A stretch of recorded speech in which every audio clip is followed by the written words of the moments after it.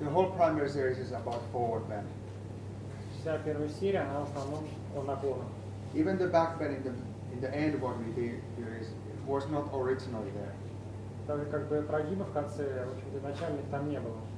Originally, it was only done after the second series. Изначально это было, предполагалось только после второй серии.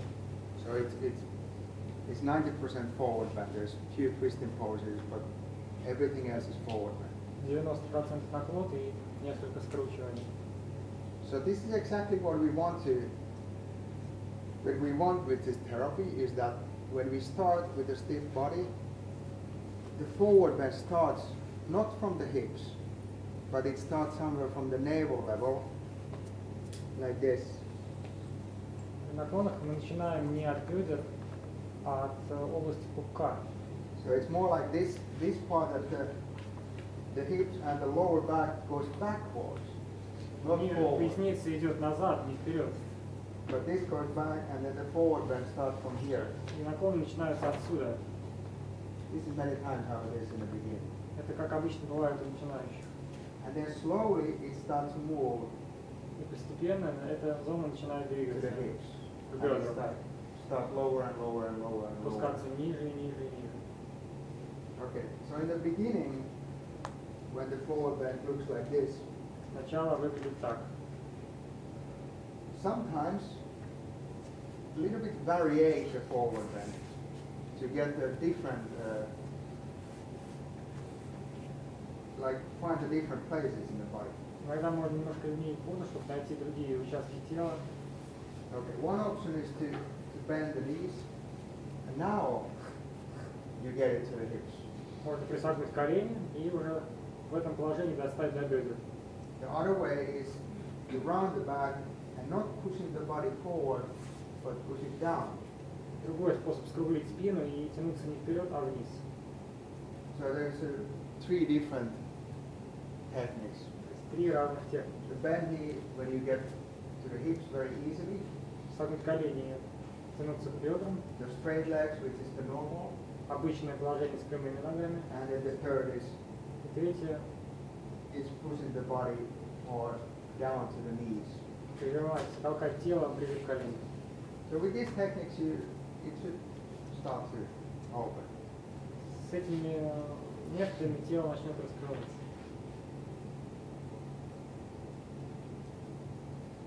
I don't know other techniques, so, but this is how it usually works. And because now the problem comes if you all the time try to push the same way, there starts to be too much pressure in the body and many times also pain. Если вы постоянно делаете одно и то же, постоянно вытягиваетесь, и то в одном и том же направлении, то может возникнуть напряжение в определенных частях тела, даже боль. You might get the lower back pain, Боль, да, в нижней части спины, hamstring pain, подколенное сухожилие.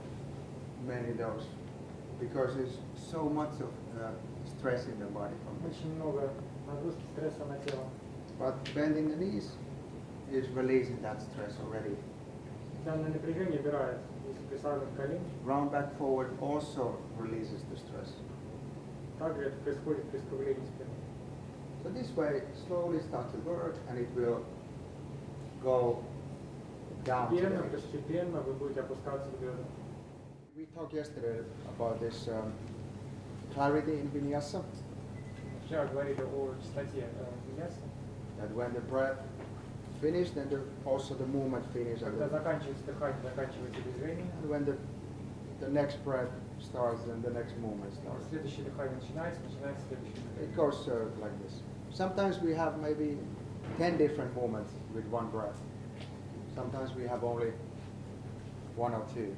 Иногда бывает одно или два движения. But there is some very difficult vinyasas like Бывают сложные виньясы, like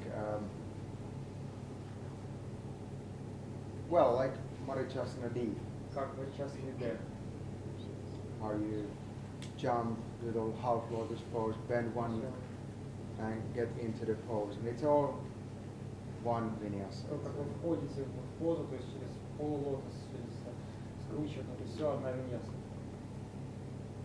But of course, if you cannot do it with one breath, then you Вы не можете сделать это на одном дыхании, то breathe more. дышите больше. But if you exactly follow the vinyasa without any extra breath, it's quite challenging because there's many movements with the one breath.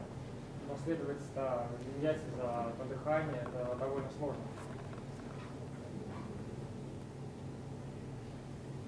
But even if you look, you can find maybe some Sarat's videos from YouTube, На YouTube можете посмотреть видео Шарата or maybe you can buy DVD. или купить DVD.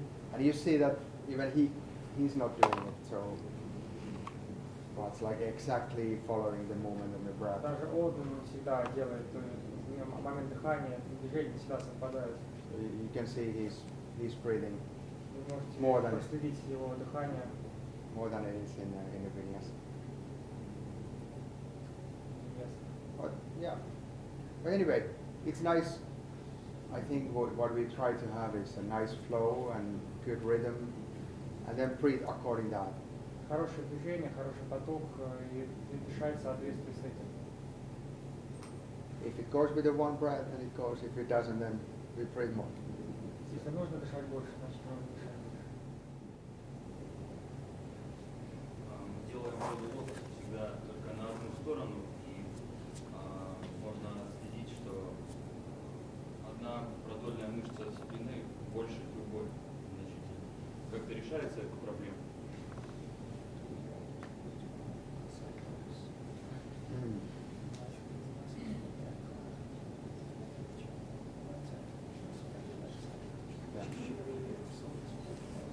Это какие-то исследования были, да? Что это какие-то исследования были, что одна мышца больше, чем другая. Ощущение больше. Вопрос, когда Yeah, I think there is some problems in the tradition.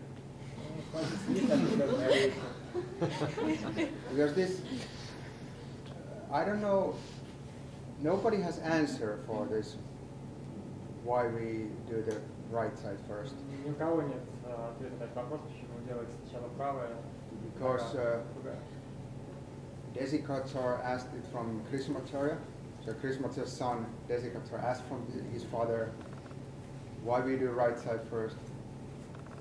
And he just said that it's a tradition. And I asked from Guruji, Patabichoy also, why is this right side? And nobody gave answer for it. Сын Кришнамачари, Десикачар спрашивал отца, почему делается так. Кришнамачари отвечал, что это традиция. And also in some, то же самое. also in some other tradition, they do other way. А в некоторых других традициях делают на другую сторону. Yeah, like in some maybe Buddhist practice, they have В left буддийских first. практиках обычно левая нога. Or even yoga, hatha yoga. In somewhere they do it other way. And then they just keep doing it even if it's not maybe so healthy for the body to do only one side. Но все равно продолжать делать, даже если это. It's not maybe big problem in a lotus pose, Лотос, возможно, не самый критичный аспект здесь. but it's more when we do Supta Vajrasana Когда мы делаем Суптаваджрасану, in the second series because it always goes, потому что всегда есть because небольшой one side is перекос. shorter, it always goes to the side. And of course it starts to create some little issues for the, Приходится искать определенные подходы. so if we follow exactly the tradition, then we do it like that. It's been already many generations, and Наследуя традиции, это делали именно так. Уже было много поколений. but I think it's sometimes like if you're at home, you do some pranayama or something, do other way. Если вы занимаетесь дома, например, пранаями, то можно сделать в другую сторону. It's maybe not recommended in a tradition, but Традиция это не очень рекомендуется, но maybe we can sometimes do it that way anyway. иногда можно позволить. And be flexible like that. Увеличивать гибкость. But Desikatar asked from Krishnamacharya, like, just like which side is first, because it was always, and he always said right side first. Вначале всегда отвечал сыну, что всегда правая сторона первая. No explanation. И никакого объяснения не было. So if I give adjustment for the student, Когда я направлю ученика, then our energies are connected. и наши энергии объединяются, So I'm thinking about the student and I'm even touching the student, so it's very clear we are я connected. думаю об ученике, я правлю его, это очень четкая связь So энергии. now I can imagine that the student can go deeper what they can go. И я начинаю представлять, что ученик может продвинуться в ходе чуть дальше, чем он это делает в реальности. So many times I push the person, then it doesn't move anymore. It gets stuck. Now I start to use the mind and I imagine that the person can go deeper. And many times, right after the imagination, the body starts to move again. Я пробовал это много-много раз, когда я правлю ученика, и он достигает уже определенного предела, тело блокируется, не идет дальше. Я начинаю представлять, как ученик продвигается в позе еще глубже. И с помощью этого я чувствую, много-много раз испытано на опыте, что ученик начинает входить в позу глубже.